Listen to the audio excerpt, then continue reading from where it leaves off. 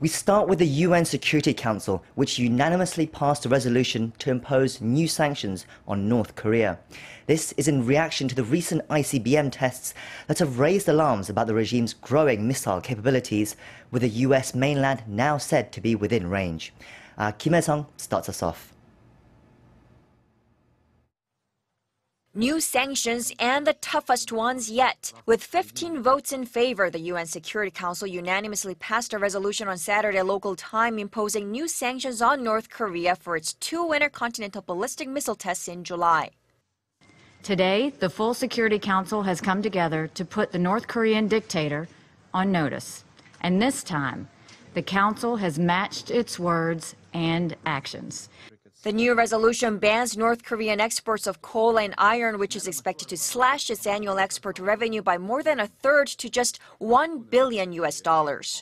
It also targets other revenue streams, such as banks and joint ventures with foreign companies. They add 9 individuals and 4 entities to the UN blacklist and ban countries from giving any additional permits to North Korean laborers. Seoul, Washington, and Tokyo all welcomed the resolution, calling it an upgrade to previous sanctions. Yet the new sanctions do not restrict oil supplies to the North, a lifeline to its economy, due to opposition from China and Russia.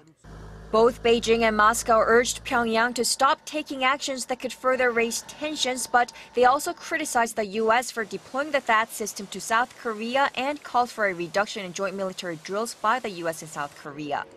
The Chinese foreign minister also added that the tougher sanctions are not an end in themselves. Our purpose is to bring all parties involved in the nuclear issues back to the negotiation table, finding the resolutions through talks to realize the denuclearization of the Korean Peninsula.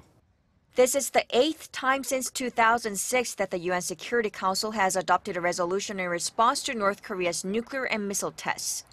Tougher and more expansive, but the efficacy of the new sanctions in changing Pyongyang's behavior is another question. Hyesung, Arirang News.